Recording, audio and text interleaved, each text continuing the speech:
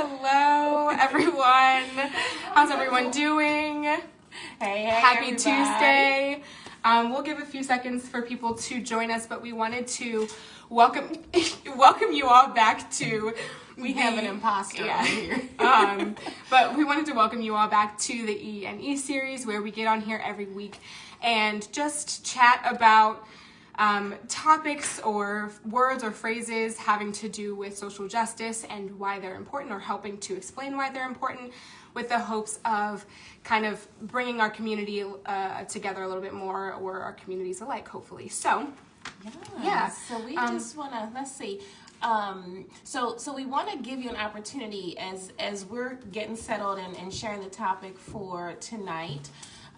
We want to give folks a chance to come in and share with us. So if you happen to see this live, that is great. We're asking you to share this out.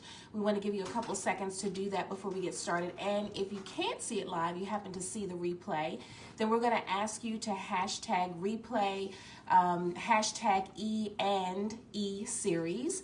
And this is all about continuing the conversation, as Erin said, to make sure that we're providing what we're discovering along this journey of educating and enlightening ourselves on social justice. See, there's the imposter right there. Making so much noise. I'm sorry. We're in a new location, so hopefully you can. We told him Hopefully to get like his that. taco And, dip yeah. before we started, so we wouldn't go. hear the clinking of the. And hopefully you don't fall into our kitchen sink. Yeah, So it's right here. yeah. So we thought we would deviate tonight a little bit from talking about specific phrases or whatever, and talk instead about current events, and especially as that pertains to what's going on with the NFL right now, and players using the kneel as a sign of protest during the national anthem, and in an attempt to stand with and for the Black community, and how that's seen oftentimes as a sign of disrespect to the flag and to America. Mm-hmm. So do you want to start us off? Yeah, so here's the deal. One of the things that we felt is that there is a misconception or misunderstanding about why players are kneeling. And it always seems to come back to this conversation about disrespecting the flag, disrespecting our military, our soldiers, our, servicemen and women in uniform, period. And the reality of it is, it's not about the flag. And we just want to say that again, it's not about the flag. And in fact, what we discovered is that there are two videos, and we're going to post these videos here in this community so that you can go out and do some of the research and just listen. So, it goes back to Colin Kaepernick, right? Everybody's like, oh, he's kneeling, he's disrespecting, and, if you want to protest, then do it somewhere else, and all of these kinds of things. So, we actually found a video where there's two videos we're going to share. The first video is his first interview in the locker room, and he was asked, why are you kneeling? And he was very deliberate in saying, hey, listen, this isn't about the flag. It isn't about disrespecting military servicemen and women, but it's about bringing awareness to social injustice against Black people, people of color. And he was very specific about that. So when you hear people say, oh, it's about the flag, he specifically said that it wasn't. That's the first thing. The second thing is that he actually had a conversation with an Army Green Beret by the name of Nate Boyer. We have that interview as well. And hey, Ericka, welcome to the conversation. And basically, what happened was Colin Kaepernick was originally sitting on the bench during the national anthem.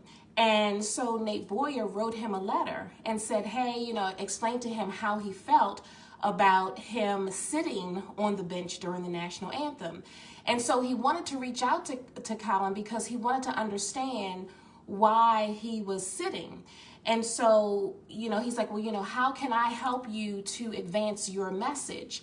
And Nate Boyer, the Army Green Beret serviceman, suggested that he kneel because kneeling is seen as a form of respect, as a form of honor, right? For a cause that's greater than oneself.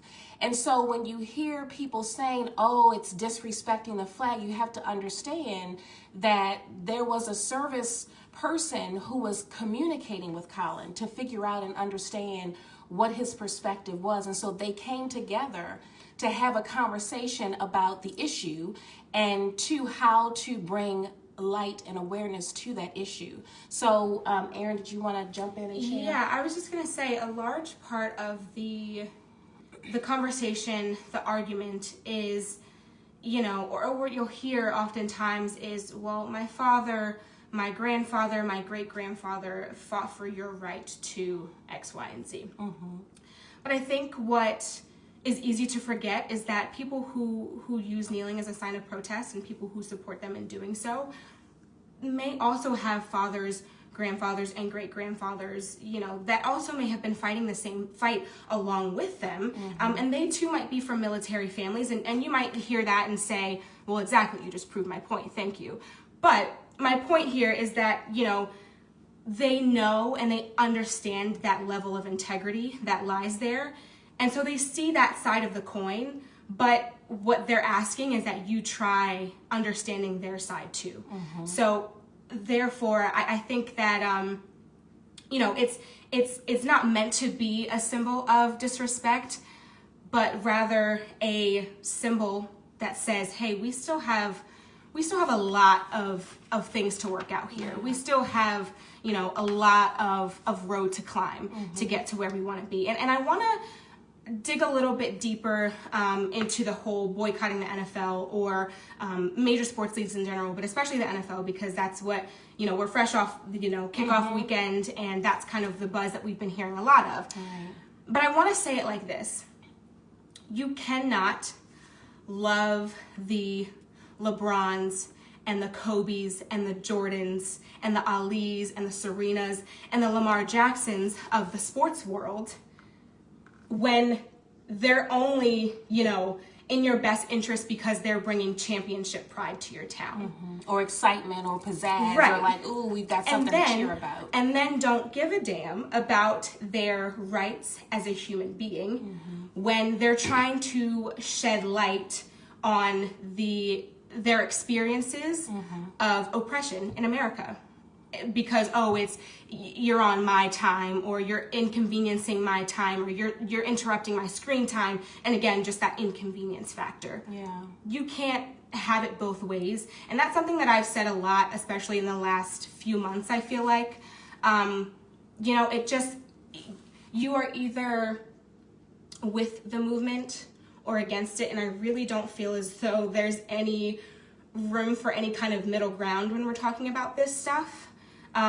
And so, I encourage you to think about that the next time, when you're watching sports this weekend, or maybe you don't watch professional sports all that much, but maybe you have a kid and they play a sport and there's a black kid on their team and they're really good, but, or maybe it has nothing to do with sports. Maybe it's your favorite actor. And maybe that actor is Idris, mm-hmm. and maybe he's black, and maybe he's really good. Mm-hmm. Oh, sorry, I got sidetracked. But it's just I encourage you to think about that, because when we think about those things and the things that influence our daily lives and our hobbies and our extracurriculars and whatever, the deeper meanings there are interesting when we try to decipher them for themselves. And the next time, if and when you see athletes using their platforms to speak out about social issues or bring them to light, don't let that trigger something, that goes off in your head that tells you, oh, they're too stupid to either deliver this message, shed mm-hmm. light about this message, etc., mm-hmm. or, stop wasting my time with X, Y, and Z, fill in the blank, mm-hmm. or, the old shut up and dribble like we just, we talked about recently. So I think that the point I'm trying to make and the point of this space, that we have tried to create and doing these last few little episodes mm-hmm. is to listen, like you said, research objectively, that's key, and then listen again mm-hmm. and again, and then probably again after that. Yeah, there's so much to this conversation, and for those of you who are just jumping in, and maybe you're jumping in here for the first time, this is our way of just sharing, because we're learning how to understand our own voice. We're learning how to understand all of the things that are happening right now. And so because we are trying to do that, we figured we would be open and share the space with you. And so we're doing these different topics every week just to give you a top layer conversation, with the hope that when we provide links for you to go out and do additional research, that you will do that you will have these conversations within your space, whether it's with your family, with your friends. I can honestly tell you, one of the things that really kind of got to me, and Erin just alluded to it, is that you'll hear conversation where people will say, oh, just shut up and dribble, or just shut up and play, or, you know, you're making all this money and all these millions of dollars, why don't you just go out there and play? And, you know, when you think about that, the reality is, what you're saying is, yeah, you can play, but we don't care about the things that hurt you or how you may be treated off the field. And it's the same as if you were to go to your job. And no matter how much money you're getting paid to do that job, if you're being mistreated, are you supposed to just sit back and take that? So it doesn't matter if it's $1 million or $100,000 or $10,000 or $1,000 or $100 or $10 or $1. The reality of it is, if you're making money in whatever form or fashion, it doesn't mean that you're just supposed to keep doing that thing and keep taking the abuse and misuse of who you are. So just wanted to to bring that to light. I think I'm trying to think. And I just want to say this really quickly. And I think we both have just been kind of scanning social media just to kind of get a feel for what people are thinking and what they're feeling. And, you know, one of the things that I noticed is that there was a comment where someone said, oh, you know, we don't want to erase history. We want to learn from it so we can do better. But here's the thing. I'm not really sure that everybody wants to learn from it, because the things that we are learning are painful things that we don't always want to embrace because it hasn't happened to us. So we're not trying to erase history. As a matter of fact, we're trying to bring light to history so that people can understand why we are where we are right now, and why you're seeing and hearing some of the things that you're seeing and hearing. So just wanted to bring that up. Anything else? I think that's it. Like we said, this is kind of like a surface level. In a way. We touch on deep things, but we definitely encourage the continuation of the conversation. We'll be posting the links that we mentioned, a couple articles, just to kind of start that further, you know, that further deeper level of understanding. Yeah. And here's the final thing. I'm sorry. See, she's getting ready to kick me. I know, because the idea is to jump on quickly. So I just have one more thing to say, and that is the going back to the Colin Nate Boyer story. The one thing that I think I loved about that is that they came together. They were on two opposite sides of the conversation initially, but they came together for understanding.